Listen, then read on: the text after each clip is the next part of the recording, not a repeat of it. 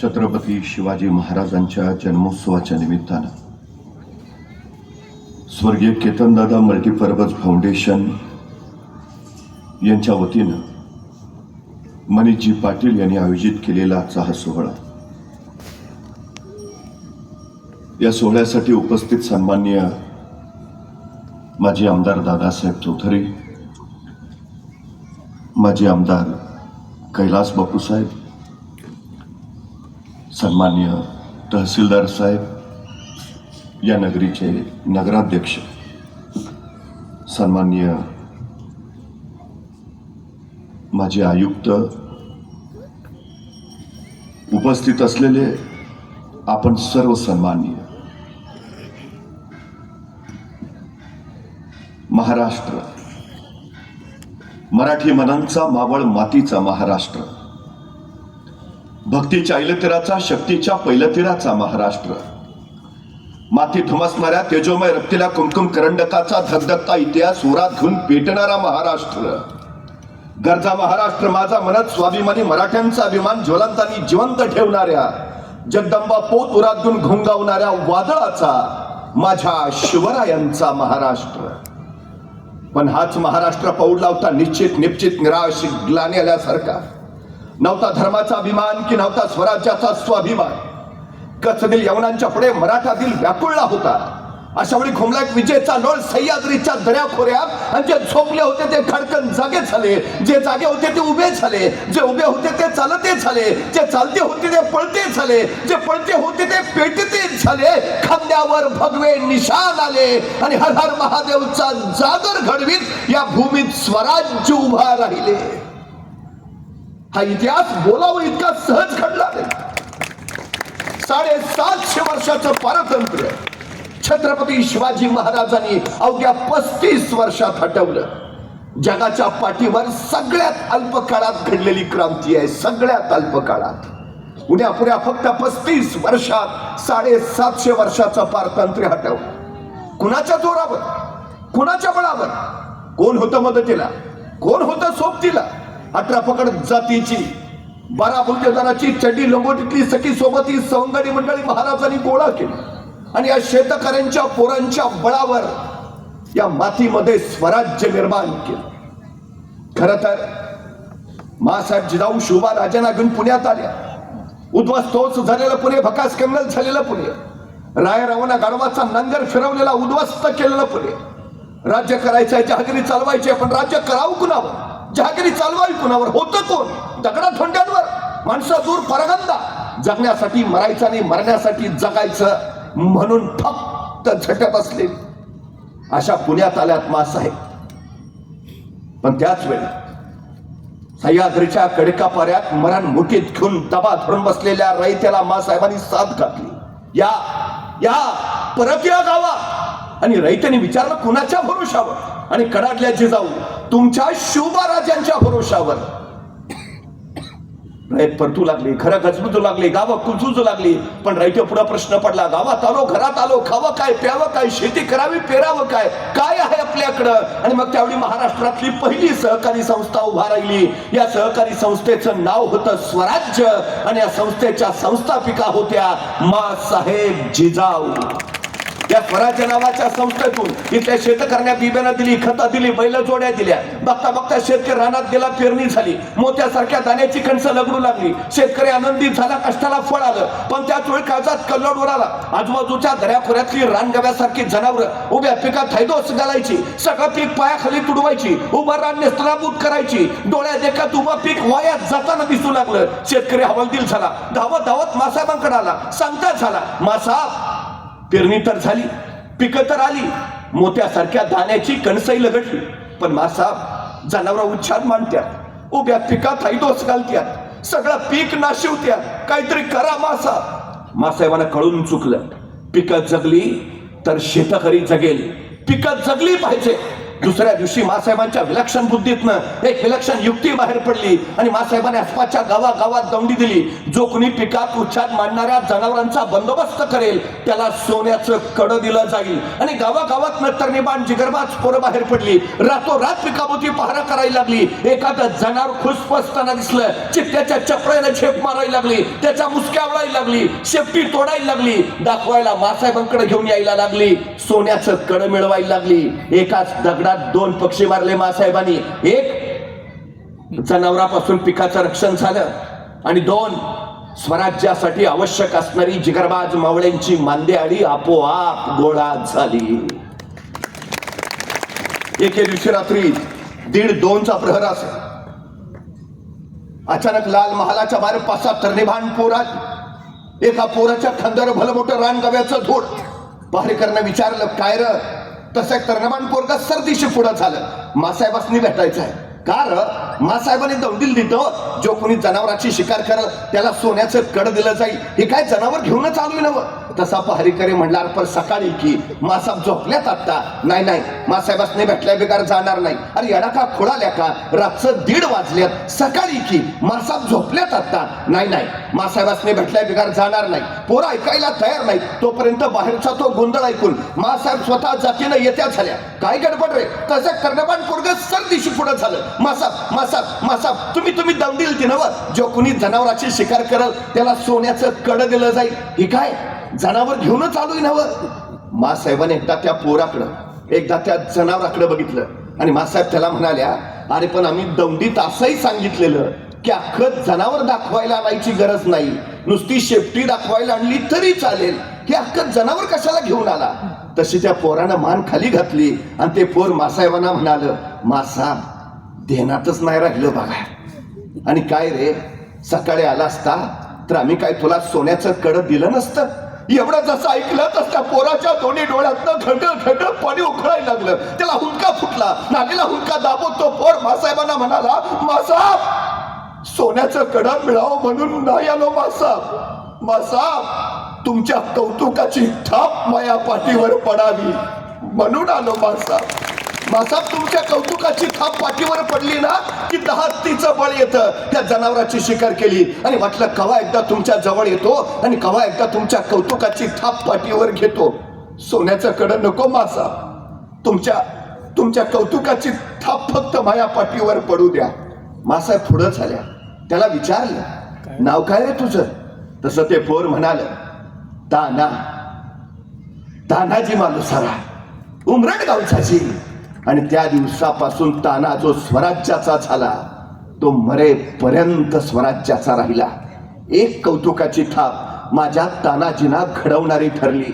खर तर ज्या समाजात पाठीवर कौतुकाची थाप टाकणारी माणसं असतात तिथं नररत्न उगवतात आणि ज्या समाजात पाठीवर कौतुकाची थाप टाकणारी माणसं नसतात तिथं नररत्न कदापि उगवत नसतात.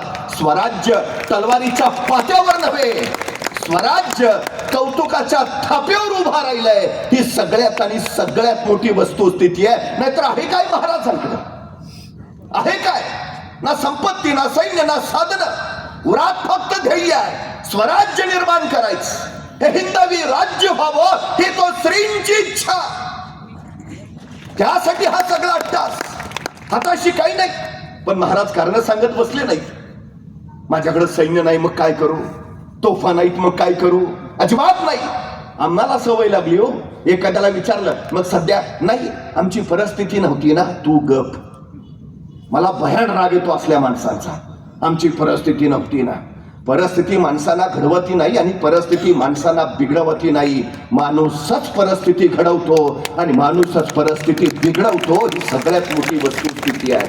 अत्यंत प्रतिकूल परिस्थितीला अनुकूल कसं करावं हे शिवचरित्रातनं शिकावं. काही नाही महाराजांच्या हाताशी, पण कारण नाही.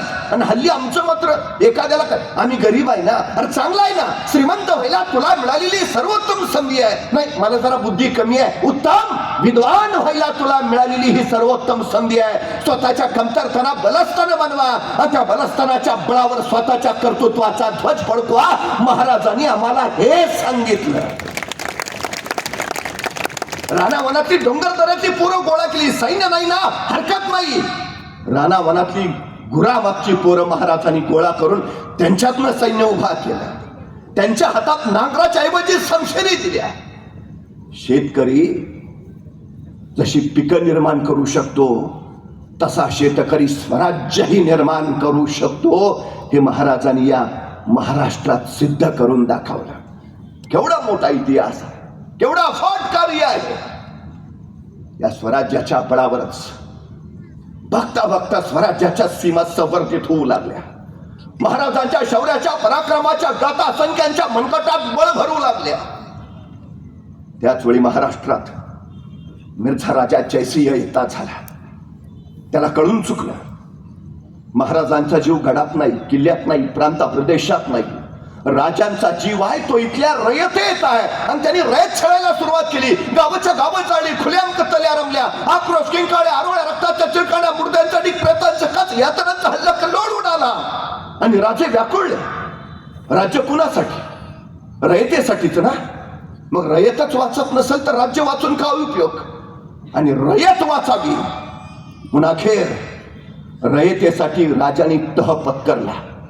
राजे मिर्झा राजांच्या भेटीला गेले आणि मिर्झा राजे म्हणाले, राजे तुम्हाला मोगलांचे मनसबदार व्हावे लागेल. आणि संतापले राजे, नाही मिर्झा, आम्ही तुम्हाला महाराणा प्रताप सिंहांचे वंशज समजत होतो, पण तुम्ही नाही.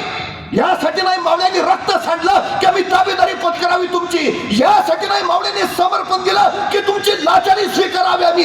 यासाठी नाही स्वराज्य उभा केला की तुमच्या पायाशी गहन टाकावं द्यावी. नाही मिर्झा, अजिबात नाही. पण मिर्झा छद्मी हसत म्हणाला, राजे स्वराज्याची पर्वा असावी.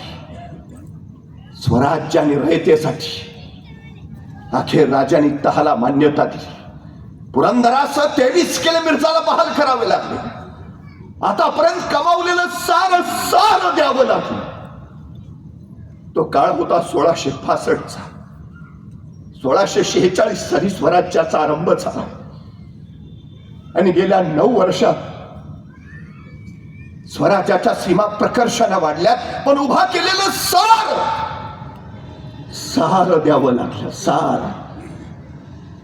एखाद्याची काय मानसिकता असेल, काय मानसिकता असेल. मध्यंतरी 2 वर्ष कोरोना काय आला, अनेक जण कोसळून पडले. काहींचा कोरोनानं तर काहींचा कोरोनामुळे निर्माण झालेल्या आर्थिक संकटानं बळी घेतला. माणसं खचली, निराश झाली, आयुष्य संपून टाकून बसली. महाराजांवर केवढं मोठं संकट आहे. कमावलेलं सगळं द्यावं लागलंय. फक्त छोटे मोठे 16 किल्ले हातात राहिले, फक्त 16. पण महाराज पुन्हा सामर्थ्यानं उभा राहिलेत. 1665ला फक्त महाराजांकडे 16 किल्ले उरलेत. महाराजांना नंतर आग्र्याला जावं लागलं. महाराज कैदेत पडले. जिवंत परत येऊ का नाही खात्री नाही. असं असतानाही औरंगजेबाच्या हातावर तुरी देऊन महाराज निसटले, परत आले. आणि याच महाराष्ट्रात महाराजांनी 6 जून 1674 या स्वराज्याचा राज्याभिषेक करवला. 9 वर्षात, फक्त 9 वर्षात 1665ला सगळं गेलंय आणि 1674ला थेट राज्याभिषेक. 1665ला महाराजांकडे फक्त 16 किल्ले आहेत आणि 1674ला राज्याभिषेकाच्या वेळी स्वराज्यात 365 किल्ले आहेत. फक्त 9 वर्षात महाराजांनी हे मिळवलं. 9 वर्षात. ज्याला कुणाला कधी खचलो असं वाटेल ना, ज्याला कुणाला कधी निराशा उरात दाटेल, त्यांनी महाराजांना आठवावं. अरे 9 वर्षात महाराज 16 चे 365 करतायत. आपण त्यांचेच वारसदार ना.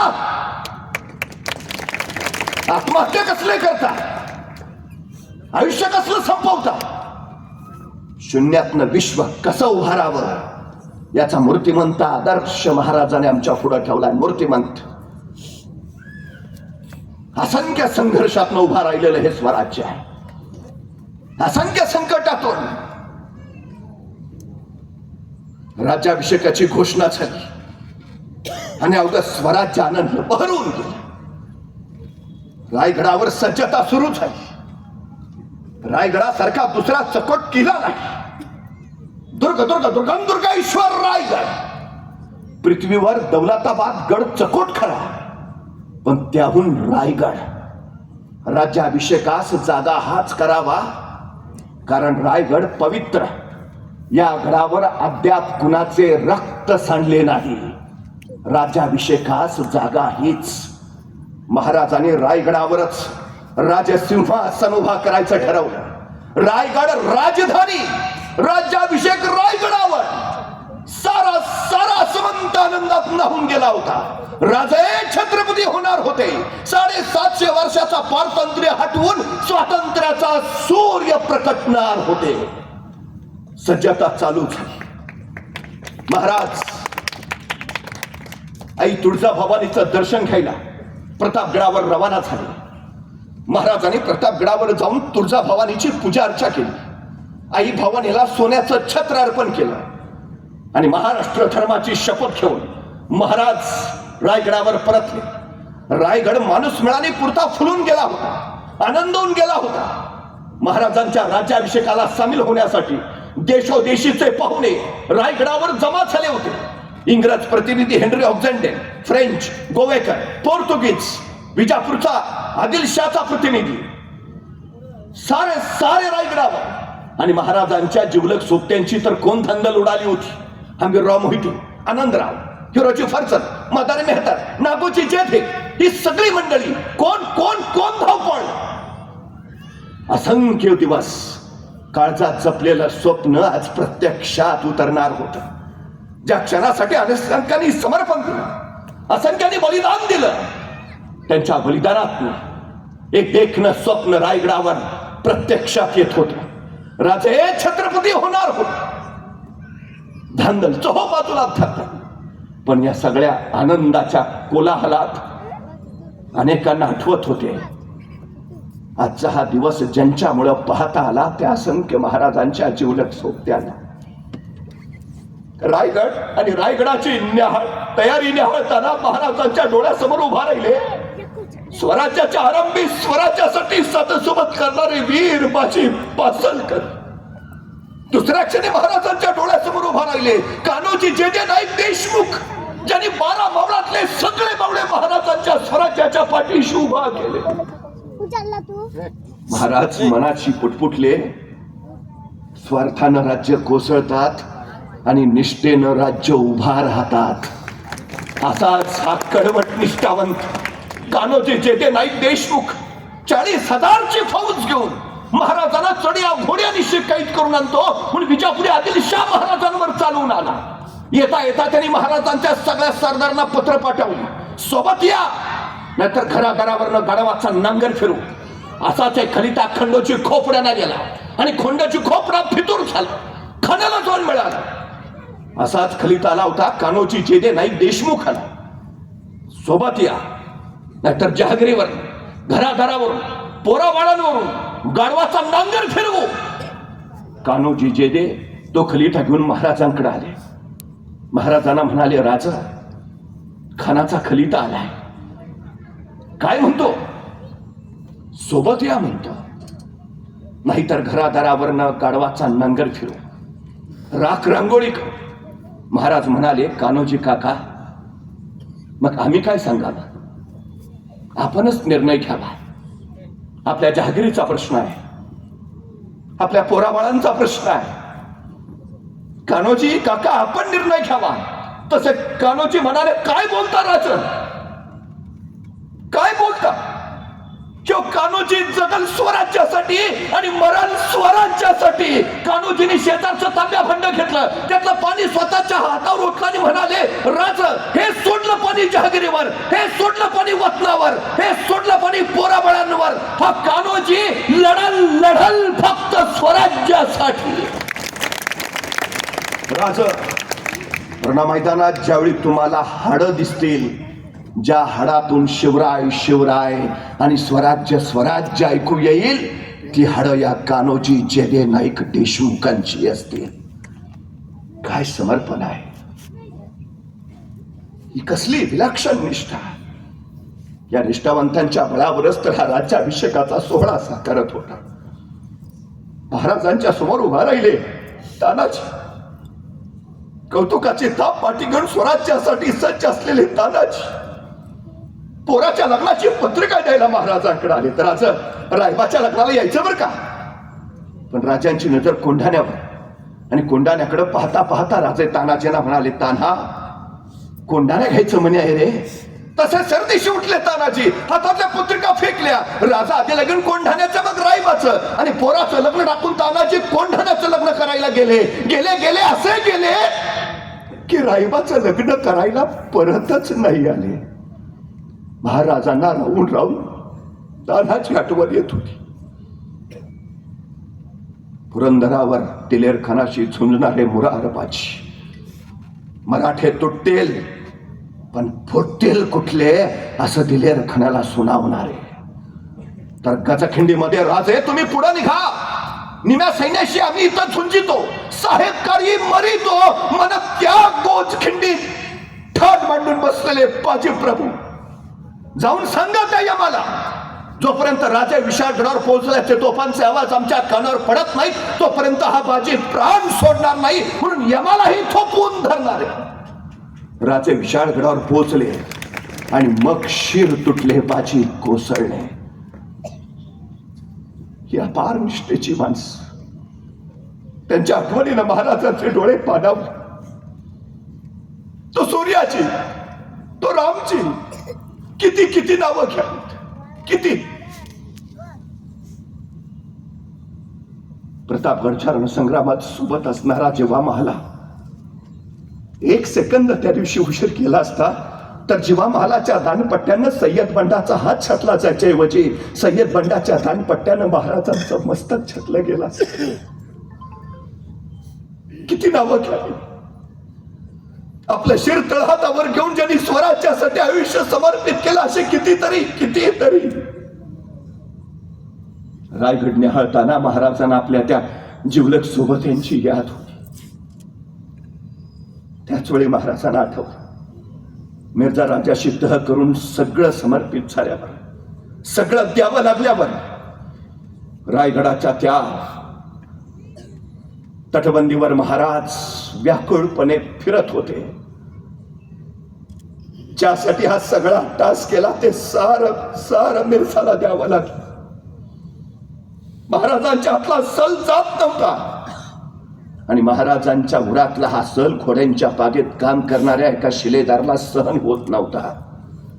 त्याचं नाव होतं कर्तोजी गुजार. महाराजांना होणारा त्रास त्याला सहनच होत नव्हता, आणि अखेर त्यांनी निर्णय घेतला.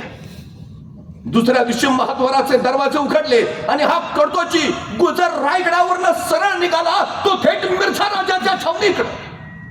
कुणी दौड घेत येत असलेला मिर्झा राजाच्या शिलेदारांना दिसलं, पण पांढरं निशाण फडकावत असताना कर्तोजी गुजर जवळ आला आणि भाल्याच्या टोकावर मिर्झाच्या माणसाने त्याला गिरफ्तार केला. तसाच मिर्झा राजांच्या पुढे आणला. मिर्झा राजाने विचारलं, कोण? जी कर्तोजी गुजर. कुठून आला? जी शिवाजी राजांकडनं. का? आपली चाकरी करावी म्हणतो. नामुमकिन. राजांची माणसं तुटतील फुटतील कुठले? नामुमकिन. तसं कर्तोजी म्हणाले, तसं नव्हं, पण तुमच्या तावडीत ना आता काय आमचं राज वाचणार आहे ती का? त्यांच्याबरोबर मरण्यापेक्षा तुमच्याबरोबर सामील झालेलं काय वाईट, म्हणून आलोय तुमच्याकडं. घ्या की चाकरीला. मिर्झा राजांना पटलं. कर्तोजीला त्यांनी चाकरीत घेतलं. पण कर्तोजीच्या उरात डाव मात्र वेगळाच होता. कर्तोजी मिर्झाचा चाकर म्हणून चाकरला लागला खरा, पण तो फक्त वाट पाहत होता संधीची, आणि त्याला संधी मिळाली. दस्तुरखुद्द मिर्झा राजाच्या छावणीला दुसऱ्या प्रहरी पहारा द्यायची जबाबदारी या कर्तोजींवर सोपवली. हवा तो क्षण आला, नजदीक आला. रात्र चढू लागली. पहिला प्रहर संपला, पहारे बदलले, आणि दुसऱ्या प्रहराच्या पहाऱ्याला कर्तोजी गुजर मिर्झा राजांच्या छावणीला पहारा द्यायला उपस्थित राहिला. आजूबाजूला सारं शांत सन्नाटा. दूरवर कुठेतरी कुत्र्याच्या केकटण्याचा आवाज, नाहीतर पहारेकऱ्याच्या जागते रोहची आरोळी.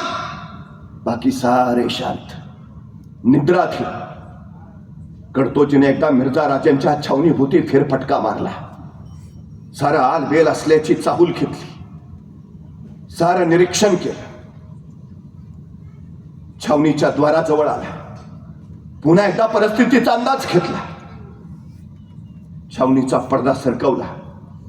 आत मंचकावर मिर्झा राजे शांत निद्रिस्त झालेले.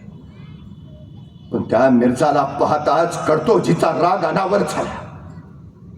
पुन्हा एकदा सगळी चाहूल घेतली आणि विजेच्या वेगानं कडतोजी सरदिशात सरला. मिर्झा राजाच्या मस्तकातून उभा राहिला आणि त्याच्याकडे पाच कडाडला. आमच्या राजांच्या जीवाला घोर लावणाऱ्याला बिनगोर झोपू देत नाहीत मराठे. आणि कमरेचा खंजीर काढला आणि मिर्झावर वार करणार. तोच म्हणून त्याचा उजेर खिटावर पडला. खंजीर चमकला. दगा दगा दगा. मिर्झाचे बारीक सरसर हात आले आणि कडतोजीचा हात वरच्यावर पकडला गेला. मिर्झा राजा धडपडून जागा झाला. संतापाचा अतिरेक. कडतोजीकडे पाहत म्हणाला, या मिर्झावर वार करायची तुझी हिंमत झाली कशी? भल्या भल्यांचा जिगरा जिथं तोकडा पडतो त्या मिर्झा राजांच्या मस्तकावर वार करायची हिंमत.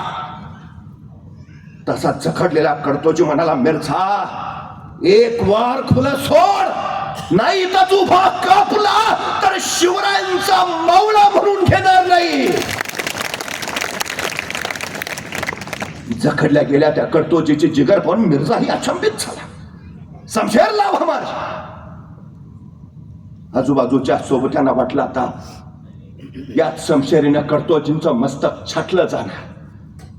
मिर्झांची ती राजपुती समशेर आणली गेली. संपला कडतोज. मिर्झाने ती हातातही घेतली. पण अचानक पवित्रा बदलला आणि आपली ती समशेर तिने कडतोजींच्या समोर धरली. हे घ्या, हे घ्या तुमच्या बहादुरीचं बक्षीस. असा पराक्रमच्या आयुष्यात आम्ही पहिल्यांदा पाहतोय. या मिर्झावर वार करायची हिंमत, अफाट आणि अफलात. तुमच्या या बहादुरीचं हे बक्षीस घ्या. कडतोजीने ती समशेर आपली हाती घेतली आणि मिर्झा म्हणाले, जा बिनगोर जा. आमचा कुठलाही सरदार सैनिक तुम्हाला अडवणार नाही. जा. कडतोजी वळाले, बाहेर पडू लागले. 5-6 पावलं गेले आणि अचानक मिर्झा म्हणाले, रुक जा. कडतोजी थबकले, मागं वळून पाहिलं. मिर्झा राजे त्यांना सांगत होते, कडतोजी जाऊन सांगा तुमच्या राजांना, ज्या राजांकडं तुमच्यासारखी माणसं, त्या राजांचा कुणी पराभव नाही करू शकत. मिर्झाही काय माणसं निर्माण केली असतील हो महाराजांनी. समर्पित होणारी, मरणाला सामोरी जाणारी, मृत्यूचा जबडा हातात धरणारी. कडतोजी परतले, पण कडतोजींचा हा प्रताप महाराजांना कळाला आणि भर दरबारात महाराज म्हणाले, कडतोजी कोण प्रताप गाजवलात तुम्ही? आजपासून तुम्ही कडतोजी नाही, आजपासून तुम्ही प्रतापराव. प्रतापराव गुजर. महाराजांनी कडतोजींना प्रतापराव ही पदवी दिली. प्रतापराव. खरं तर महाराणा प्रतापसिंहजींना आपले आदर्श मानायचे आहे. रायगडाच्या बाले किल्ल्यात महाराणा प्रतापसिंहांची तस्वीर असायची. मोगलांना निधड्या छातीनं सामोरं जाणारा प्रताप दाखवणारा महावीर म्हणजे महाराणा प्रतापसिंहजी. त्याच निधड्या छातीची माणसं स्वराज्य उभा करू शकतील. तुम्ही आज तसाच प्रताप दाखवलात कडतोजी, म्हणून तुम्ही आजपासून प्रतापराव. प्रतापराव. स्वराज्य अशा समशेरींच्या बळावर पेलून ठरलं गेलं. अफाट शौर्य, अफाट. महाराजांना प्रतापरावांची याद आली. राज्याभिषेकाची तयारी सुरू होती आणि महाराजांना वाटलं, प्रतापराव तुम्ही असायला हवे होता.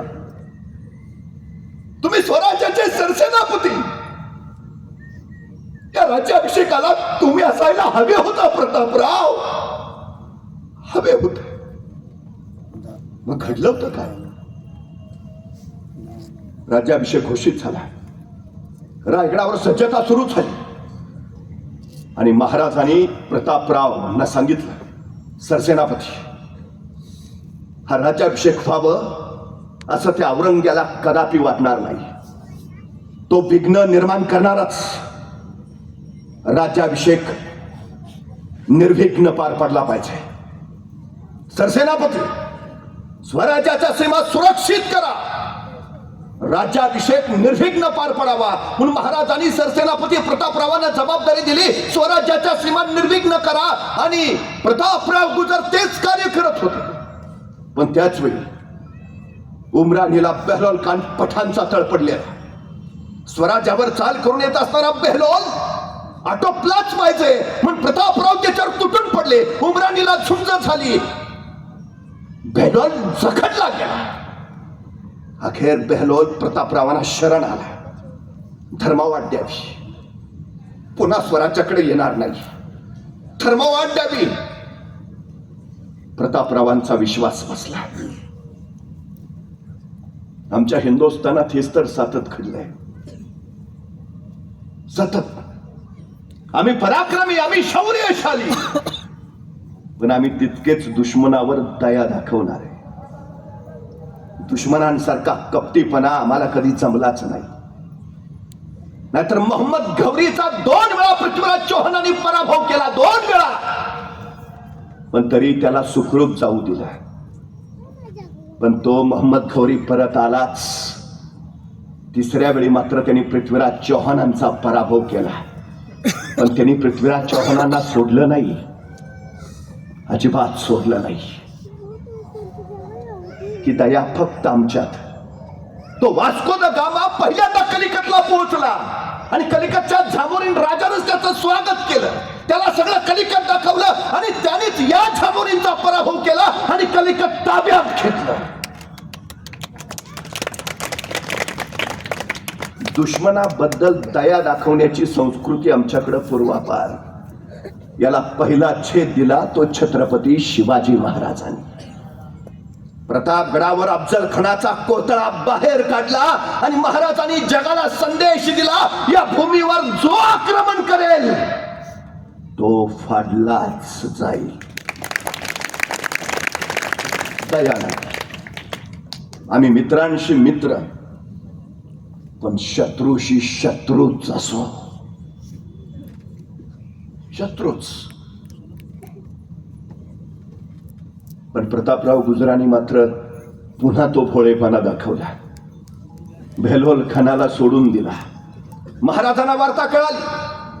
प्रतापराव गुजरांनी बेहलोल खानाला सोडून दिला. महाराज संतापले. काय कारण बेहलोल खानाला सोडले? तुम्ही तर सिपाहीगिरी केली, ही सेनापतीगिरी कुठली? बेहलोल सापाची जात, फिरंदावश करणारच. महाराजांचं पत्र प्रतापरावांचं काळी चिरत केले. बेहलोल सापाची जात, फिरंदावश करणारच. काय कारण सला केला? खर तर सीमा निर्विघ्न करून सरसेनापतींना रायगडावर पोहोचायचं होतं, पण अखेर महाराजांचंच खरं ठरलं. धर्मवाद दिलेला बेहलोल खान पठाण पुन्हा स्वराज्यावर चाल करून आलाच.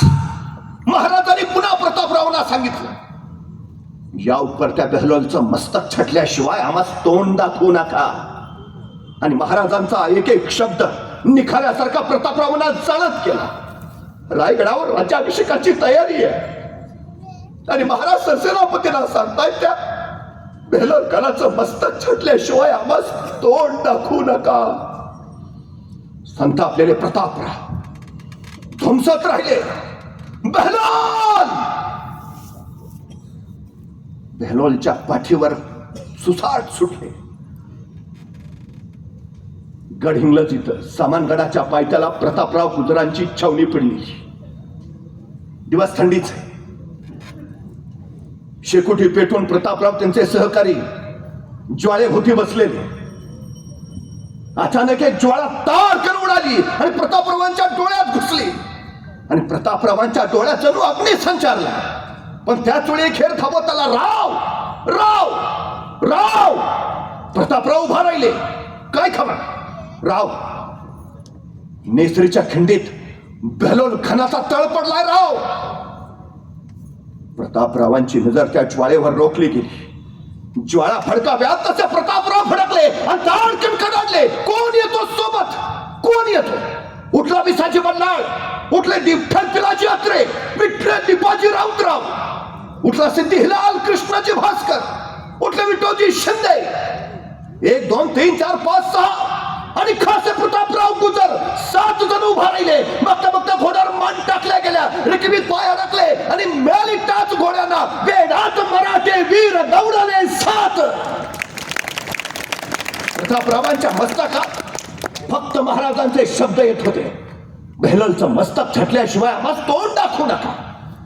किर्रा काळोख्यात ही 7 घोडे नेसरीच्या खिंडीच्या दिशेने दौडत होती.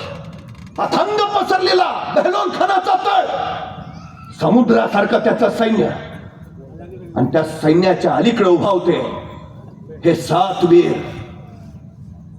दक्षिणेच्या टेकडीवर बेहलोल खानाची छावणी होती, पण बेहलोल कापायचा तर सैन्य पार करून पुढे जावं लागणार होतं. एकदा 7 जणांनी एकमेकांकडे पाहिलं. प्रतापरावांची इशारा झाला, हर हर महादेवचा जागर झाला आणि 7 घोडी तुफानासारखी सुसाट सुटली बेहलोल खानाच्या सैन्यात. तुफान कापाकापी चालू झाली. शौर्याचं वादळ उभा राहिलं. निद्रिस्त असलेलं बेहलोल खानाचं सैन्य जागा झालं. बघता बघता या 7 वीरांवर तुटून पडलं. झुंज फाट प्रतापराव कडाडत होते बेहलोल, आणि बेहलोल जागावून दक्षिणेच्या टेकडीवरनं पाहत होते. हे 7 वीर प्रभातासारखे आत घुसलेले, तुफान कत्तल करीत सुटलेले. प्रतापरावांना हवा होता फक्त बेहलोल, आणि तोपर्यंत बेहलोल खान सावध झाला. बेहलोल खानाचा सैन्य जागा झाला. या 7 वीरांवर तुटून पडला. शौर्याची आतोषबाजी झाली. खालून आगवर आग बाजूनी समशेर उचाळली सहस्त्र क्रूर इमानी. गर्दीत लोपले 7 जीवते मानी. खगसात झळाले अभिमानी वनव्यात. वेडात मराठे वीर दौडले 7. असीम शौर्याची परिक्रमा बळ तोकडं पडलं. महाशिवरात्रीच्या रात्री या 7 वीरांनी साक्षात शिवलिंगावर आपल्या रक्ताचा अभिषेक केला. त्या शिवछत्रपतींसाठी, स्वराज्यासाठी. महाशिवरात्रीच्या दिवशी या वीरांनी स्वतःच समर्पण दिलं. कधी नेसरीच्या खिंडीत गेलात तर त्यांचं स्मारक अजूनही आहे. 7 तलवारींचं, शिवलिंगावर उभा असणाऱ्या 7 समशेरी. ओढ्यात तरंगे अजून रंग रक्ताचा. दगडावर दिसतील अजून तेतल्या टाचा. खगसात जळाले अभिमानी वनव्यात. तो परिसर, तिथली माती, त्या ओढ्यातलं पाणी अजूनही त्यांच्या समर्पणाची याद देत वाहत आहे. कधी जाऊन बघावं ते.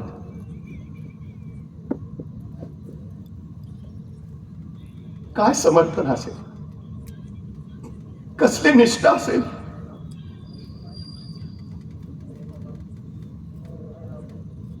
महाराजांनी माणसं निर्माण केली ती अशी. त्यांच्या अफाट समर्पणातूनच तर हे स्वराज्य उभं राहिलं. अफाट. दगडावर दिसतील अजून देतल्या टाचा. ओढ्यात तरंगे अजून रंग रक्ताचा. क्षितिजावर उठतो अजून मेघ मातीचा. अद्याप वीरानी कुणी वाऱ्यावर गात. वेडात मराठे वीर दौडले 7. महाराज रायगडावर प्रतापरावांच्या आठवणीनं व्याकुळ झाले होते. हा राज्याभिषेक तुमच्या त्या त्यागामुळे आहे. त्या त्यागामुळे. 4 जून एकादशी महाराजांची सुवर्ण तुला झाली. सोबतच इतर गोष्टींनी महाराजांची तुला करण्यात आली. तांबे, जस्त, कतील, मसाले, लोणी, जायफळ, जायपत्री, ताक, फळफळावळ या सगळ्यांनी महाराजांची तुला करण्यात आली. तुलेत वापरलेलं सगळं दानधर्म करण्यात आलं. मासाहेब जिजाऊ हे सगळं अभिमानी डोळ्यांनी पाहत होत्या. शहाजी राजांनी त्या यांचं संकल्पित आता प्रत्यक्षात येत होतं. स्वराज्य हे शहाजी राजा मासाहेब जिजाऊंचं काळे स्वप्न, आपल्या मातृपितृचं स्वप्न सत्यात उतरण्यासाठी या पुत्रानं आयुष्याचं रणांगण केलं होतं. महासाहेबांच्या उरात अभिमानाचं भरत आलं होतं. त्यांना आठवलं 12 वर्षाचे शिवबाराज शहाजी राजे आणि जिजाऊंनी ठरवलं थोरले पुत्र संभाजी राजे शहाजी राजांबरोबर कर्नाटकातच राहतील, ते कर्नाटकात राज्य विस्तार करतील आणि धाकटे पुत्र शिवबाराजे मासाहेब जिजाऊंसोबत पुण्यात येतील, ते महाराष्ट्रात राज्य विस्तार करतील. 12 वर्षाचा आपला पुत्र महाराष्ट्रात निघाला तेव्हा एका पित्यानं त्यांना काय द्यावं? आपल्या या 12 वर्षाच्या पुत्राला शहाजी राजांनी तेव्हा स्वप्न दिलं, ध्येय दिलं, महत्वाकांक्षा दिली. स्वतः शहाजी राजांनी संस्कृत मधून लिहिलेली मुद्रा आपल्या पुत्राच्या हाती सोपवली. काय होता मुद्रेत? प्रतिपच्च चंद्र लेखेव वरदेष्णू विश्ववंदिता शहसुनो शिवसैषा मुद्रा भद्राय राजते. एक पिता आपल्या 12 वर्षाच्या पुत्राला सांगत होता, प्रतिपदेच्या चंद्राच्या कलेप्रमाणे तुमचं राज्य वाढत वाढत जाईल आणि एक दिवस ते विश्वाला वंदनीय होईल. पुत्र अजून बेंगलोरातच आहे, ते महाराष्ट्रात यायचंय, स्वराज्याला आरंभ व्हायचा आहे. त्याच्या आधीच पित्याला खात्री आहे राज्य उभा राहणारच आहे. शहाजी राजाने असं नाही विचारलं तुम्हाला जमेल का, नाही तुम्ही कराल का, नाही तुमच्याच्याने होईल का. सवालच नाही, होणारच होणारच. काय विश्वास आहे. मी वारंवार सांगतो, आमच्या पोरांच्या चुका काढण्यापेक्षा त्यांचं कौतुक करायची संधी शोधा, म्हणजे पोरं इतिहास घडवतील. जमणारच. आणखी काय दिलं? छोटं मंत्रिमंडळ दिलं. उद्या तुम्हाला तुमचं मंत्रिमंडळ उभं करायचं आहे, हे आत्ताच घेऊन जा. ही राज्याभिषेकाची तयारी होती. वयाच्या 12व्या वर्षी एका पित्यानं पुत्रासाठी करून ठेवलेली हीच मुद्रा राज्याभिषेकाच्या वेळी छत्रपतींची मुद्रा म्हणून महाराजांनी स्वीकारली. त्याच छोट्या मंत्रिमंडळाचं अष्टप्रधान मंडळ महाराजांनी उभा केलं. आणखी काय दिलं होतं शहाजी राजांनी? भगवा ध्वज दिला होता आणि सांगितलं होतं, उद्याच्या तुमच्या उभा राहणाऱ्या स्वराज्याचा हा भगवा दौलत ध्वज असू द्या. कोण खात्री आहे? राज्य उभा राहणारच आहे, ध्वज गरजेचाच आहे, घेऊन जातच. पण त्याच वेळी शहाजी राजांनी सांगितलं, पण राजे ध्यानी घ्या, हा भगवा पेलणं कुणालाही शक्य होत नाही. मनगटात रग आणि छातीत धग असावी लागते त्यासाठी. हा भगवा साधा नाही, हा भगवा प्रभू श्री रामचंद्रांचा, हा भगवा भगवान श्रीकृष्णांचा, हा भगवा रामकृष्ण हरी म्हणत वारीला जाणाऱ्या वारकऱ्यांचा, हा भगवा हर हर महादेव म्हणत रणांगणावर कोसळणाऱ्या धारकऱ्यांचा, हा भगवा शौर्याचा, पराक्रमाचा, अभिमानाचा, स्वाभिमानाचा, हा भगवा त्यागाचा, समर्पणाचा. राजे, हा भगवा भगवा फडकत राहू द्या. शहाजी महाराजांनी दिलेला तोच भगवा, रेशमी भगवा दौलत ध्वज म्हणून रायगडावर महाराजांच्या राज्याभिषेकासाठी आतुरला होता. तो भगवा स्वराज्याचा दौलत ध्वज होता, राष्ट्रीय ध्वज. आल्या गेल्यांचं स्वागत करत होता. कोण अभिमान दाटला असेल त्याच्या पुढात? महासाहेबांना हे सगळं आठवलं. जे ठरवलं होतं ते सगळं सत्यात येत आहे. सगळं धार्मिक विधी झाले, सज्जता झाली. 5 जून द्वादशी उजाडली, रायगड फुलांनी बहरला, माळांनी सजला, तोरणं बांधली गेली. हर्षोल्लासानं असंख्यांचं मन प्रफुल्लित झालं. शिवराय अनेकांच्या हृदय सिंहासनावर कधीच आरूढ झाले होते, पण या राज्याभिषेकानं ते धर्मसिंहासनावर आरूढ होणार होते. स्वतंत्र राजे सगळे आतुरले होते. सायंकाळ झाली. सूर्योदयाला 3 घटिका कमी असताना राजांच्या राज्यारोहणाचा मुहूर्त होता. तत्पूर्वीचे विधी सुरू झाले. महापंडितांचे मंत्रघोष सुरू होते. गागा भट्टांनी अभिषेकाची तयारी केली. महाराज मंडप वेदीवर येतेच आहे, पुढे येत आसंदीवर ते आरोहण करतेच आहे. पाठोपाठ महाराणी सोयराबाई युवराज संभाजीराजे त्यांच्या बाजूला बसले. अष्टप्रधान मंडळाने आपापल्या जागा घेतल्या. पूर्वेला मोरोपंत प्रधान तुपाचा स्वर्ण कलश घेऊन उभा राहिले, तर दक्षिणेला हंबीरराव मोहिते दुग्ध कलश घेऊन उभा राहिले. अष्टप्रधानांनी अष्ट दिशांना जागा घेतल्या. अभिषेकाला सुरुवात झाली. सप्त नद्यांचा अभिषेक. गंगा, यमुना, गोदावरी, कृष्णा, कावेरी, सिंधू, शरयू या सप्त नद्यांनी महाराजांना अभिषेक झाला. समुद्र जलाचा अभिषेक झाला. मध्यरात्री अभिषेक संपला. महाराज महाराणी सोयराबाई युवराज संभाजीराजांना सुहासिनीने ओवाळले. महाराजांनी शुभ्र वस्त्र परिधान केले, स्वरलंकार घातले, शस्त्रांची पूजा केली, कठ्या, तलवार, धनुष्यबाण धारण केलं आणि महाराज आई भवानी मातेला, मासाहेब जिजाऊंना, ज्ञानी जनांना आणि उपस्थित सर्वांना वंदन करून राजसभेच्या दिशेने निघाले. राजसभेच्या प्रवेशद्वारावर स्वरलंकार आलेले 2 प्रचंड मोठे हत्ती आणि 2 पांढरे शुभ्र अश्व उभा होते, ज्यांनी 4 पातशाया पालत्या घातल्या आणि नूतन सृष्टी उभारली. त्यांच्या स्वागतासाठी ते सज्ज होते. महाराज आत येते झाले. राजसदरेच्या मध्यात एक लांब रुंद सुबक चौथरा होता. चौथऱ्यावर आणखी एक चौथरा आणि त्याच्यावर अष्टस्तंभी मेघडंबरी आणि त्यात होतं 32 मणी सुवर्ण सिंहासन. मराठी जनांची अस्मिता, मराठी जनांचा स्वाभिमान, 32 मणी सुवर्ण सिंहासन. रामजी दत्तोने बनवलेलं हे रत्न जडित 32 मणी सुवर्ण सिंहासन. हे सिंहासन तयार करते वेळी महाराजांनी मोरोपंतांना विचारलं, मोरोपंत, राज्याभिषेकासाठी एवढा खर्च स्वराज्याच्या तिजोरीला पेलेल? आणि मोरोपंत म्हणाले, महाराज, स्वराज्यात इतका खजिना आहे की अजून असे 10 राज्याभिषेक होतील. सिंहासना पाठीमाग न्यायासन आणि न्यायासना पाठीमाग धर्मासन उभा असणं अत्यंत गरजेच. सज्जता झाली. महाराज राजसत्रेकडे निघाले.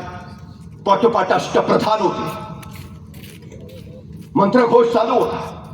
निनाद जय जयकार सुरू होता. हजारो वर्ष अचल राहिलेला सह्याद्री याच क्षणाची आतुरतेनं वाट पाहत होता. महाराज निघाले. सुवर्ण गुरजब भगरे गुरजबदार महाराजांच्या पाठीशी. महाराज चौथऱ्याच्या पायऱ्या पार करून वर आले.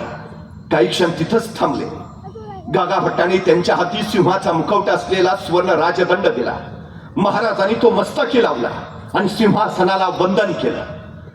तोपर्यंत अष्टप्रधानाने आपापल्या जागा घेतल्या. सिंहासनाच्या पाठीमागे अनेक भालकरी उभा होते. प्रत्येक भाल्याच्या टोकावर आधी दर्शक राजसत्तेची चिन्ह होती. न्यायाची, आरमाराची, अश्वदलाची. प्रत्येक जण भारावल्यासारखा ते पाहत होता. महाराजांनी हे स्वराज्य लोकांच्या कल्याणासाठी उभा केलं. लोकांच्या डोईवर सुखाचं छत्र उभारण्यासाठी. हे राज्य न्यायाचं. महाराजांनी या क्षणी स्वतंत्र प्रधान न्यायाधीशाची नेमणूक केली. स्वराज्यात निपक्ष न्याय मिळेल याची ग्वाही दिली. आधुनिक न्यायशास्त्राचा जन्म अलीकडे झाला, पण 350 वर्षापूर्वी हेनरी ऑब्जंडन लिहून ठेवतो, स्वर्ण जडित भाल्याच्या टोकावर समांतर असलेली सोन्याची 2 पारडी निपक्ष न्यायाचं प्रतीक म्हणून शोभत होती. 350 वर्षापूर्वी. काय वेळ! महाराज दूरदृष्टीचे. त्यांनी पहिल्यांदा ध्यानी घेतलं, या भूमीमध्ये साम्राज्य राज्य नव्हती असं नाही. विजयनगरचं साम्राज्य होतं, देवगिरीचं राज्य होतं, उद्ध्वस्त झालं. आपण स्वराज्य उभा करू कदाचित नाही, स्वराज्य चिरंतन राहिलं पाहिजे. पण महाराजांनी पहिला विचार केला, स्वराज्याला धोका कुठून, धोका कुठून? आणि महाराजांच्या लक्षात आलं, स्वराज्याला धोका जमिनीवरनं नाही, स्वराज्याला धोका समुद्रावरून आहे. परवा मुंबईवर 26/11चा दहशतवादी हल्ला झाला आणि मग आम्हाला कळलं 350 वर्षापूर्वी महाराज म्हणत होते ते खरं होतं. महाराष्ट्राला धोका जमिनीवरनं नाही, महाराष्ट्राला धोका समुद्रावरनं. आणि म्हणूनच महाराजांनी या दर्यावर बेपना हुकूमत असायलाच हवी म्हणून स्वतःचा आरमार उभा केलं. सम्राट चंद्रगुप्तानंतर स्वतःचा आरमार उभा करणारे पहिले राजे म्हणून आम्हाला महाराजांचा उल्लेख करावा लागतो. कधी भारतीय नौदलात गेला तर नौदलाच्या प्रवेशद्वारावर लिहिलंय भारतीय आरमाराचे जनक छत्रपती शिवाजी महाराज. नुसते नेव्हीचे नव्हे, मर्चंट नेव्हीचे जनक सुद्धा छत्रपती शिवाजी महाराज. आंतरराष्ट्रीय व्यापारासाठी महाराजांनी त्या काळात 5 ते 6 आंतरराष्ट्रीय बंदरं उभारलेली आणि मराठ्यांची जहाजं युरोप, इराण, तुर्कस्तानला मसाल्यांच्या पदार्थाचे व्यापार करायला जात होती. 350 वर्षापूर्वी आरमार उभा केलं. पण आरमारासाठी जहाजं हवी, तोफा हव्या होत्या कुठे महाराजांच्या लक्षात आलं. पण तो काळ असा होता, तोफा पोर्तुगीजांकडनं घ्याव्या लागायच्या, दारुगोळा डचांकडनं आणि जहाज इंग्रजांकडनं. महाराज त्यांच्याकडून विकत घेतही होते. पण महाराजांच्या लक्षात आलं इंग्रज आज जहाज देत आहेत, पोर्तुगीज आज तोफा देत आहेत, डच आज दारुगोळा देत आहेत, पण उद्या यांनी दिलंच नाही तर. आणि महाराजांच्या लक्षात आलं जी माणसं दुसऱ्याच्या खांद्यावर उभा असतात ती केव्हाही कोसळतात, जी माणसं स्वतःच्या पायावर उभा असतात त्यांना कोसळण्याचा धोका नसतो. स्वराज्य स्वतःच्या पायावर उभा राहिलं पाहिजे. आणि म्हणूनच मुंबई जवळच्या कल्याणला महाराजांनी जहाज बांधायचा कारखाना काढला. रत्नागिरी जवळच्या विजयदुर्गला जहाज बांधणीचा कारखाना सुरू केला. पुणे जिल्ह्याच्या मावळमध्ये आशियातला सगळ्यात मोठा तोफा उतायचा कारखाना सुरू झाला. उद्योगशीलता आणि उद्यमशीलता हे महाराजांनी महाराष्ट्राला दिलेले 2 अलौकिक गुण आहेत. स्वराज्याच्या बनावटीची जहाजं तयार होऊ लागली, स्वराज्याच्या बनावटीची जहाजं तयार तरंगू लागली. पण त्या जहाजांवर एखादी अवजड तोफ ठेवली की जहाज डचमळायचं, सबब चुकायचा, तोफेचा गोळा पुढे सुटला की दाब मागा पडायचा, जहाज पाण्यात बुडायचं. महाराजांनी हे सगळे एके दिवशी बघितलं. महाराजांच्या लक्षात आलं काहीतरी केलं पाहिजे.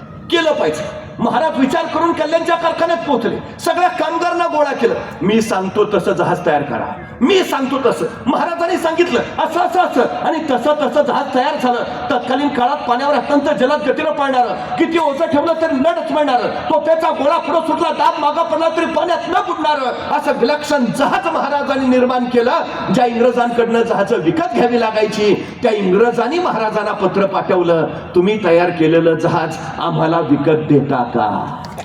कारण सुरतेच्या इंग्रजांनी इंग्लंडला पत्र लिहिलं, जोपर्यंत राजांकडे आहेत तशी जहाज आपल्याकडे येत नाहीत तोपर्यंत मराठ्यांच्या आरमाराचा आपण पराभव करू शकत नाही. काय विलक्षण निर्मिती प्रेरणा असेल. महाराजांनी हे केलं. सुरतेवर छापा मारला. आता तिथं मिळवावं काय, सोनं नाणं संपत्ती. पण महाराजांची जिज्ञासून जर शोधत होती दुसरं काहीतरी. अचानक महाराजांना इंग्रजांच्या वकारीत कसलं तरी यंत्र सापडलं. महाराजांनी तत्काळ उचललं, सोबत आणलं. यंत्र उचलून आणलं खरं, पण यंत्र कशाचं आहे तेच कळेना. जिज्ञासा किती आहे बघा. महाराजांनी पुन्हा इंग्रजांना पत्र पाठवलं. ते परवा छापा मारलेला, आणलंय तुमचं यंत्र उचलून, पण ते कशाचं आहे सांगता का? नाही सांगितलं इंग्रजांनी. महाराजांनी शोधलं, लक्षात आलं हे छपाई करायचं यंत्र आहे. उत्तम उत्तम उत्तम ग्रंथ छापता येतील, ज्ञान प्रवाहित करता येईल, यंत्र चालू व्हायला हवं. महाराजांनी पुन्हा इंग्रजांना पत्र पाठवलं. ते छपाई यंत्र चालवणारा माणूस पाठवता का? नाही पाठवला इंग्रजांनी. महाराजांनी ते यंत्र रायगडावर नेलं. यंत्र सुरू करायचा प्रयत्न केला. त्या यंत्राला लिहिता मंडप म्हटलं जायचं, पण यंत्र सुरू झालं नाही. शेवटी ते यंत्र महाराजांनी सुरतेच्या भीमजी पारेख नावाच्या माणसाला दिलं. सांगितलं यंत्र सुरू करा, छपाई करा, सुरू करा. आणि महाराजांनी दिलेलं ते छपाई यंत्र सुरतेच्या भीमजी पारेखनी सुरू केलं. आणि हिंदुस्थानातला पहिला छापखाना सुरत मध्ये चालू झाला, ज्याचं नाव होतं छत्रपती शिवाजी महाराज छापखाना. भारतीय छपाई कलेचे जनक छत्रपती शिवाजी महाराज. महाराजांकडे एक विलक्षण गुण आहे, जिज्ञासा. अडून नाही बसले, हा रस्ता बंद तर आता काय नाही, पर्याय निर्माण केला. जिज्ञासेत आमची अडचण किती आहे. हल्ली आमची पोरं प्रश्नच विचारत नाहीत. गुणच नाही आमच्यात. मी वारंवार प्राध्यापकाला सांगतो, नाहीच आहे. इंग्रजांनी 150 वर्ष इथं राज्य केलं, त्यांना मालक बनवून राहायचं होतं, आम्हाला गुलाम बनवायचं होतं. म्हणून मॅकॅलॉनं जी शिक्षण पद्धती बनवली तीच मुळात गुलाम बनवणारी, ज्यात जिज्ञासा हा गुणच नाही. फेसबुक ते बनवणार, आम्ही फक्त टाइमपास. व्हॉट्सअप ते बनवणार, आम्ही टाइमपास. ट्विटर ते बनवून आम्ही का नाही बनवत? मला कधी कधी बरं वाटतं, बरं झालं ते सफरचंदाच्या झाडाखाली न्यूटनच बसला होता. ते सफरचंद खाली पडलं, मग त्याला प्रश्न पडला ते खालीच का पडलं, आणि मग गुरुत्वाकर्षणाचा शोध लागला. बरं झालं न्यूटनच बसला होता. आपल्यातला एखादा बसला असता तर आणि पडलं असतं सफरचंद खाली, काय प्रश्न पडला असता? बरं झालं मी असतानाच पडला. दुसरा प्रश्न, बरं झालं आणखी कुणी नाही, अकेले अकेले खाएंगे. आणि जर एखाद्याला प्रश्न पडला सफरचंद खालीच का पडलं, आणि त्याने विचारलं बाबांना, बाबा सफरचंद खाली का पडलं? बाबा म्हणणार, खा ना मुकाट्यानं, का डोक्याला ताप देतो, हाय ते व्याप कमी आहेत का? संपला आमचा न्यूटन सफरचंदाच्या झाडाखालीच. महाराजांकडे सगळ्यात मोठा अलौकिक गुण आहे, जिज्ञासा. अलौकिक गुण. 197 इंग्रज फक्त या देशात आले, फक्त 197. अभ्यास केला आणि त्यांच्या लक्षात आलं यांच्यावर राज्य करणं सोपं आहे. मग त्यांनी आणखी 1000 बोलवून घेतले, आणखी 10,000 बोलवून घेतले. 47 साली देश स्वतंत्र झाला त्यावेळी देशात फक्त 1,00,000 इंग्रज होते आणि देशाची लोकसंख्या होती 29 कोटी. 29 कोटी भारतीयांवर फक्त 1,00,000 इंग्रजांनी राज्य केलं. कशाच्या बळावर? एल्फिस्टन नावाचा गव्हर्नर लिहितो की आम्हालाच आश्चर्य वाटतंय, मुठभर इंग्रजांनी 6,000 मैल लांबीवरनं येऊन या बलाढ्य देशावर 150 वर्ष राज्य केलं. कसं? एल्फिस्टन लिहितो, या लोकांकडे बुद्धी नाही असं नाही, या लोकांकडे सामर्थ्य नाही असं नाही, या लोकांकडे क्षमता नाही असं नाही, इथल्या लोकांकडे पराक्रम नाही असं नाही, इथल्या लोकांकडे हे सगळं आहे, पण या सगळ्याचा वापर देशासाठी करायचा असतो हेच इथली माणसं विसरलीत. या देशातल्या एकाच माणसाला कळलं होतं, या सगळ्याचा वापर देशासाठी करायचा. त्या महापुरुषाचं नाव आहे छत्रपती शिवाजी महाराज. आणि इथली माणसं त्याच शिवरायांना विसरली, म्हणून आम्हाला 150 वर्ष राज्य करता आलं. का शिवरायांचं नित्य स्मरण करायला हवं? स्वातंत्र्य अबाधित ठेवायचं असेल तर शिवरायांचं स्मरण व्हायलाच हवं. हे साधं नाहीये. हा राज्याभिषेक राष्ट्रीयत्वाच्या भूमिकेतनं मांडलेलं प्रचंड मोठं पाऊल आहे, राष्ट्र निर्माणाच्या दिशेनं टाकलेलं पाऊल आहे. रवींद्रनाथ टागोर एका ठिकाणी असं म्हणतात, हा देश मुळातच अनेक जाती, अनेक पंथ, अनेक धर्मांचा, या सगळ्यांना एकत्र आणणं कठीण, एकत्र आले तर त्यांच्यात एकत्व निर्माण होणं कठीण, एकत्व निर्माण झालं तर त्यांच्यात राष्ट्रीयत्व निर्माण करणं कठीण. पण हे अत्यंत महाकठीण कार्य राष्ट्रीयत्व निर्माण करण्याचं ते महाराजांनी स्वराज्याच्या रूपाने इथं प्रत्यक्षात आणलं. हा राज्याभिषेक त्या राष्ट्राचा राज्याभिषेक आहे. नाहीतर महाराजांचं ध्येय काय होतं? ॲबे करे नावाचा फ्रेंच प्रवासी जल चौलच्या कार्यालयात पोहोचला. त्यांनी महाराजांच्या कार्यालयातल्या अधिकाऱ्याला पहिला प्रश्न विचारला, तुमचं महाराज हे सगळं करतायत, तुमच्या महाराजांचं ध्येय काय आहे? तुमच्या महाराजांचं स्वप्न काय आहे? तुमच्या महाराजांची महत्वाकांक्षा काय आहे? आणि महाराजांचा अधिकारी सांगतोय, आमच्या राजांचं स्वप्न, आमच्या राजांचं ध्येय, आमच्या राजांची महत्वाकांक्षा अहद तंजावर ते तहद पेशावर, सिंधू नदी पासून बंगालचा उपसागर अखंड साम्राज्य उभा करायचं आणि या साम्राज्यावर भगवा डौलानी फडकावत ठेवायचं, हे आमच्या राजांचं ध्येय. काय ध्येय? अहद तंजावर ते तहद पेशावर, सिंधू नदी पासून कावेरीच्या संगमापर्यंत अखंड स्वराज्य. त्या विलक्षण महत्वाकांक्षांनी ही सुरुवात आहे. हा राज्याभिषेक त्या राष्ट्रीयत्वाचं अलौकिक पडलेलं पहिलं पाऊल आहे. महाराज सिंहासनाच्या दिशेनं निघाले. उजवा गुडघा टेकून त्यांनी सिंहासनाला वंदन केलं आणि अत्यंत नम्र भावानं सिंहासनाला पदस्पर्श न करता महाराजांनी सिंहासनारोहण केलं. महाराज वीरासनात बसले आणि मौल्यवान चढावाचे मोतीलग झालराचे छत्र घेऊन गागाभट्ट समोर आले. महाराजांच्या शिरावर त्यांनी छत्र धरलं, मंत्रघोष थांबला आणि गागा भट्ट उद्गारले, क्षत्रिय कुलावतंस सिंहासनाधीश्वर श्रीमंत श्री छत्रपती शिवाजी महाराज की जय! मुखामुखातून जयध्वनी फुलला, जय जयकार झाला, चौघड्याने नादू झालाय, नगारे वाजले, रायगडाच्या तटबंदीवरून तोफांचा गडगडाट चालू झाला आणि रायगडाच्या माथ्यावरचा भगवा फडफडत सांगू लागला, राजा मिळाला सह्याद्रीला, या राष्ट्राला छत्रपती.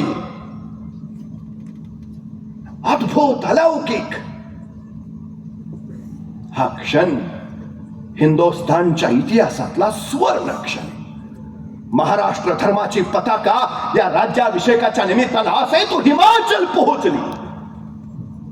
महाराजांनी शिवशक सुरू केला, राष्ट्रप्रधान मंडळ तयार केलं, नवे नियम नवे कायदे, छत्रपती नावाची नाणी त्यांनी पाडली, राजव्यवहार कोशाची निर्मिती केली. हे राज्य साऱ्यांना सोबत घेऊन चालणार, स्त्री सन्मान राखणार. आताच राजकारण भले अर्थकारणावर अवलंबून असेल, पण 350 वर्षापूर्वीचं महाराजांचं राजकारण हे मूल्यांवरच आधारित होतं. ही सगळ्यात मोठी वस्तुस्थिती आहे. महाराजांनी आम्हाला मूल्य दिली, महाराजांनी आम्हाला आदर्श दिले. जगाचा पहिला सर्जिकल स्ट्राईक महाराजांनी पुण्याच्या लाल महालावर केला, शाहिस्ताखानाची बोटं छाटली आणि वाऱ्यासारखे आलेले महाराज तीरासारखे निघून गेले. काही वेळानंतर लाल महालातला गोंधळ संपला आणि शाहिस्ताखानाची बेगम धावत धावत शाहिस्ताखानाकडे आली. हुजूर, हुजूर, हमारी बेटी गायब है, हमारी बेटी गायब है हुजूर. तेवढी शाहिस्ताखान तिला म्हणाला, शिवाजी राजांची माणसं आपल्या पोरीला हात लावणार नाहीतच, पण जर चुकून असं काही घडलं असेल तर बेफिक्र रहा, शिवाजी राजे पोटच्या लेकी सारखीच तिची काळजी घेतील. कोण म्हणतंय? शाहिस्ता खान. जगाच्या पाठीवर अनेक राजे महाराजे सम्राट बादशाह झाले, पण काळजात चिरंतन राहिले ते फक्त छत्रपती शिवाजी महाराज. माणसं पराक्रमी असतात पण चारित्र्य संपन्न असतात असं नाही. माणसं चारित्र्य संपन्न असतात पण पराक्रमी असतात असं नाही. पण जे पराक्रमी आहेत आणि पराकोटीचे चारित्र्य संपन्न आहेत असे महापुरुष म्हणजे छत्रपती शिवाजी महाराज. खरं तर परवा मुंबईला दंगल झाली. का झाली, कशासाठी? कारण परंपरा भाग वेगळा, पण त्या दंगलीचा फायदा उठला. एका मुस्लिम मोहल्ल्यामध्ये काही गुंड होते. त्याच मोहल्ल्यामध्ये ऐन 25ची एक लावण्य खनी युवती राहत होती. या गुंडांचा तिच्यावर डोळा होता. दंगलीच्या धंग्या धोप्याचा फायदा उठवावा आणि या युवतीची आबरू लुटावी असा बेत त्याने आखला. आणि दंगल ऐन जोमात असतानाच रात्रीच्या 12-12:30 वाजता हे गुंड त्या युवतीच्या घराच्या दिशेने सरकले. काळोख फिरत तिच्या दारापर्यंत पोहोचले. दारावर धडका पडू लागल्या. आतली युवती बावरली, शारली, घाबरली. खिडकीतनं बघितलं, गुंड दिसले. इरादा ध्यानी आला. तशी स्वतःची आबरू वाचवण्यासाठी घराच्या मागच्या दारनं ती बेभान पळत सुटली. मुंबईच्या रस्त्यावरनं रात्रीच्या 12-12:30 वाजता पळते. गुंड पाठलागावर आहेत. पळता पळता ती एका बोळात शिरली. बोळातल्या एका घरात त्याला उजेड दिसला. धपाप त्या उरानं दारापुढे उभा राहिली. दार ठोठावलं. दार उघडलं गेलं. दारात उभा होता ऐन तिशीचा एक हिंदू युवक. त्याने दारात मुस्लिम युवती उभा असलेली पाहिलं. त्याने विचारलं, काय हवंय? ती म्हणाली, काही गुंड माझ्या पाठलागावर आहेत. माझी आबरूटायचा बेत आहे त्यांचा. एका रात्रीपुरत आम्हाला आसरा द्याल का? हा युवक म्हणला, निश्चिंत आत ये, घर तुझंच आहे. तिला आत घेतलं, स्वतःच अंतरून पांघरून दिलं. तिला सांगितलं, शांत झोप इथं तुला कुठली भीती नाही. ती युवती झोपी गेली. हा दाराशी राखण करत बसला. ते गुंड परत येणार नाही, त्या युवतीला त्रास देणार नाही. पण राखण करता करता याच्या डोक्यात विचार आला, बाहेर दंगल चालली हिंदू मुस्लिमांची. ही मुलगी मुस्लिम, एका हिंदूच्या घरात कशी? तिला भीती नाही वाटली? ते गुंड तिची आबरू लुटायच्या उद्देशाने तिच्या पाठलागावर आहेत. पण घरात मीही एकटा आहे, मीही तरुण आहे. मनात आणलं तर आता या क्षणी इथंच या युवतीची आबरू मीही लुटू शकतो. तिला माझ्या तावडीतनं वाचवणारे कुणी नाही. मग कुठल्या भरोशावर ती माझ्या घरात थांबली आहे? रात्रभर विचार करत राहिला, उत्तर सुचलं नाही. सकाळ झाली, ती युवती जायला निघाली. जाताना तिनं आभार मानले. न राहून याने विचारलं, बाहेर दंगल चालली हिंदू मुस्लिमांची, तू मुस्लिम मी हिंदू, मी एका हिंदूच्या घरात आसरा कसा मागितला? तुला भीती नाही वाटली? आणि ते गुंड ते तर तुझी आबरू लुटणार होते. पण घरात मीही एकटा होतो, तरुण होतो. मनात आणलं असतं तर रातोरात मी तुझी आबरू इथंच लुटू शकलो असतो. तुला माझ्या तावडीतनं वाचवणारही कोणी नव्हतं. मग कुठल्या भरोशावर माझ्या घरात थांबलीस?